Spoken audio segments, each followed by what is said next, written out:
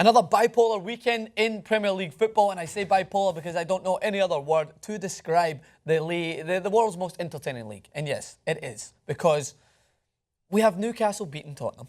Tottenham haven't lost since Nam at home. We have Manchester United losing to Bournemouth. Bournemouth on a phenomenal run. 2 wins in 2 weeks against 2 hard teams. Well, Chelsea still considerably hard to play against at Stamford Bridge. And then we have Liverpool tying with West Brom with a last-minute goal to which Jurgen Klopp serenades the fans. Great job. And I didn't have a problem with that, and I'll get on to that in a minute. But yeah, you got internet freaked out. Yeah, man. I don't understand why. I'll touch on that in a minute. Or we could just touch on it now. What was your thoughts on it? Everyone gets a participation trophy. You get a trophy, you get a Starbucks, yes, you did please. Good, serenade the fans, thank you everybody, woo! So this was my take on it. I didn't see the big deal. I think it's just an overreaction to such a lull moment in the Premier League season. If anybody 6 months from now says, like, remember when Jurgen Klopp brought out all the Liverpool peoples and they all threw their hands in the air? What would Liverpool fans... So Liverpool fans, I must give credit to. They stayed true to their team. They went 2-1 down. They could have went silent when Dejan Lovren suffered a horrible injury. Yeah, he did. But what happened? No, they got behind their team. They were singing. They were the 12th man, literally. Jurgen Klopp's just paying tribute to that. He is paying tribute to the fact that the Liverpool faithful stayed true to their team. He goes up to them. He shows support. He's not celebrating a 2-2 draw. It could have been worse. They could have lost that game, but they showed heart. What is wrong with that? Would you rather him walk off, shake hands, and then go into a press conference and do a Jose Mourinho or Louis Van Gaal, where were the pigs and the flies, and we got to think about the philosophy of football? No, bullshit. He's a simple manager. He says things straight up. He knows the game inside out, and he knows when his fans help his team. That's what I think. I don't think he was celebrating the draw. I mean, look, Liverpool fans, calm yourselves, because you have a much better shot with Jurgen Klopp than you did in the past 2-3 years. Well, 2-3 years ago was Suarez. But yeah. So unless you get Suarez back... or if you're getting Stevie Gerrard, by the way, training with them, I mean by that he's kind of coaching, silent 12th man mentor. Potentially. I think Gerrard's always going to make a return back there. I think when you wear your Liverpool not to play. He's make an actual return to play. No, I mean return to. He wears his socks underneath his other socks when he plays in the MLS or whatever it is. He's Liverpool. He bleeds red. So, no, not a big deal. Calm down, world. It's just a salute to the fans, Francis. So your best. My best. What did you like? Here's what I wrote. Here's my notes. I have Olivier Giroud and Mesut Ozil. Frightening combination. Absolutely. In the Premier League. And there's Ozil's on pace to shatter the Premier League assist record. He's going to finish with, if I'm correct, 334 assists. He's going to join Chris Paul and Steph Curry in the state count. Like he's going to have he's averaging 10 a game, like John Wall? Yeah. Okay. That's what he needs. He's the Rondo of world football. The hat trick for Giroud versus Olympiacos. A good week to be Olivier Giroud. Absolutely. Man, was in the Champions League to put him through. Put him through, yeah. 3 goals this weekend. It's just claps. You got to give the... I have some other 2 random ones. West Brom set pieces. They did well on set pieces. They've scored 7 times off set pieces. You know who leads the Premier League in set piece goals? I'm going to take it. West Brom. Man City corners, 6 corner goals lead the Premier League as well. Don't face those teams. Don't put the ball in the corner. I think we need to give you a fact correspondent then, because those are some very useful facts. Yeah. And I'm saying that with the least amount of sarcasm in my voice, which is very rare to me. I like to go to sarcastic route. But that is interesting. Good job, West Brom. Good job, Man City. And they've obviously, that's great job coaching as well, because I understand that Liverpool... I believe that's tactics. Tactics. Let's talk some tactics. Which is specifically what Mourinho said is not what has gotten into Chelsea. Well, he's sitting in the press conference. He's like, no, not my tactics. I don't know. It's good. He's not going to turn around and be like, shit, it's my tactics, man. I'm blowing it, fellas. I'm blowing it. No, that's Doc Rivers, though, for the LA Clippers. I get it. It's not on me. I don't know. I don't know it wrong. I don't know it wrong. It's not Buck's fault. My best, undoubtedly Bournemouth, which will partner my worst, because obviously I like to annoy Manchester. I like to be annoyed at Manchester United. Very critical. Not You're because like of my Man allegiance. United's father. It is. I'm looking down at Manchester. Louis Van Gaal's got a spank bottom right now of me. I have spanked him hard. And he's going to only get spanked further if he continues to go on this route. But there's certain decisions that can be made, right? Bournemouth beat Chelsea. They weren't the better team in that game. And they came out with 3 points, essential 3 points for Eddie Howe's team. Playing against Manchester United, to go ahead and then to suffer an equaliser, they could have easily crumbled. This team's got a lot of heart. They've got a lot of resilience. The fans backed them. They've not got a huge fan base, but they were loud in there and they backed that team and they deserved that victory. They're undoubtedly my best, because pulling off a back-to-back wins to Manchester United and Chelsea, I think were great. Is great for them. But my worst, of course, is Louis Van Gaal, and the reason why is not just because he's suffering injuries. Like, injuries is not his fault. And just as you mentioned there, you cannot control injuries. You get Lingard wobbling off. It's a problem. However, you can control who you sign to build your squad depth. You can control the fact that you sell Danny Welbeck, you loan out Wilson, you let Chicharito go, you let Januzaj go, and what do you do in the 90th minute, Jason? You bring on Phil Jones. You need to go. Bring on Phil Jones.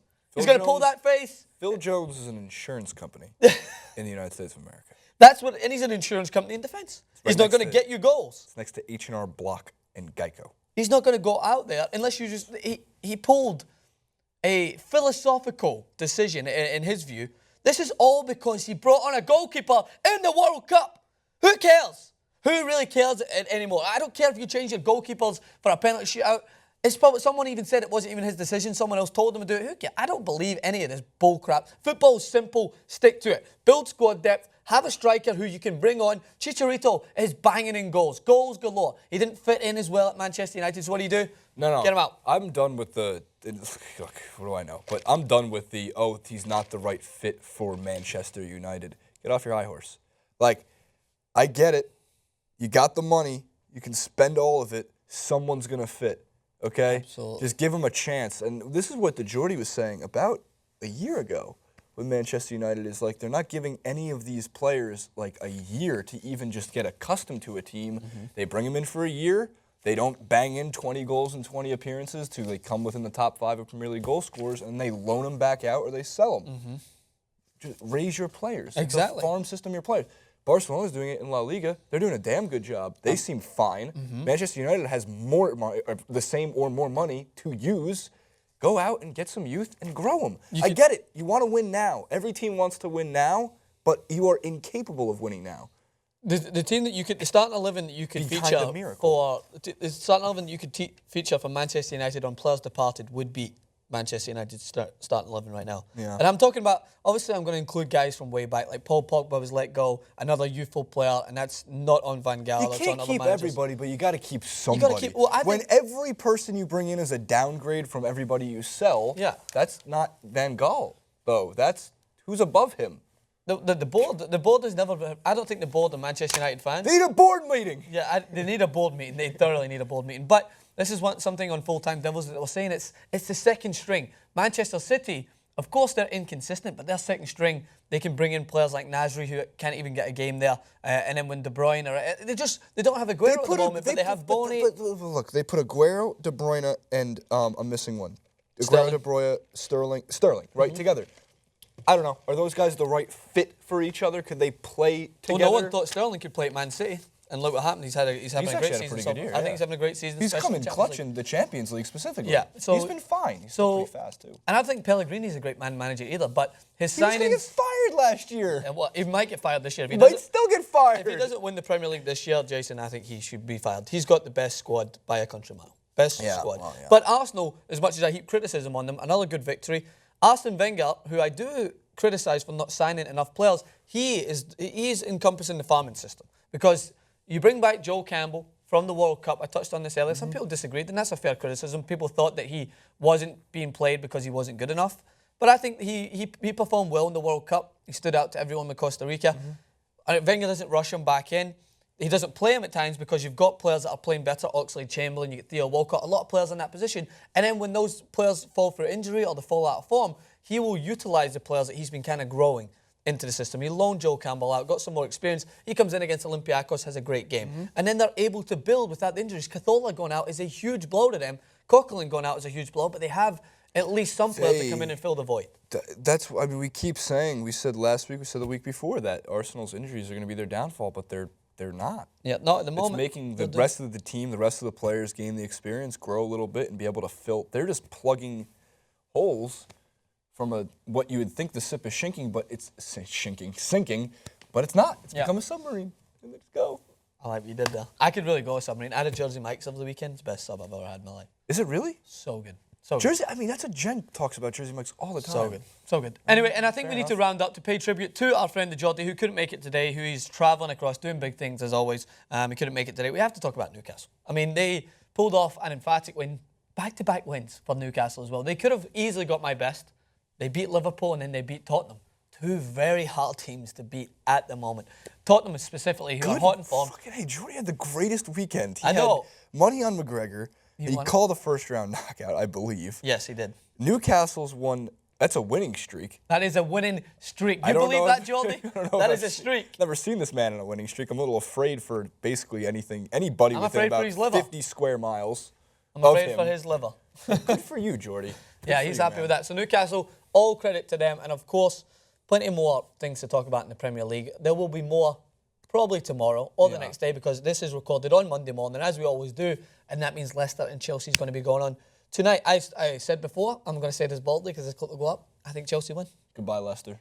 I think Chelsea turn it around, and I think they win tonight. So we will see. Let us know what you guys think in the comment section below. What was your best and worst moments from the Premier League weekend? Do you agree with Jason and talk about West Brom set pieces? Congratulations to them. Do you agree that Jurgen Klopp was right to serenade the fans, or do you think it was just plain awkward? And all the good stuff in the Premier League. Just keep telling us what you think. Twitter at Francis_Maxwell, at JasonRubin91. TYT Sports around the Premier League.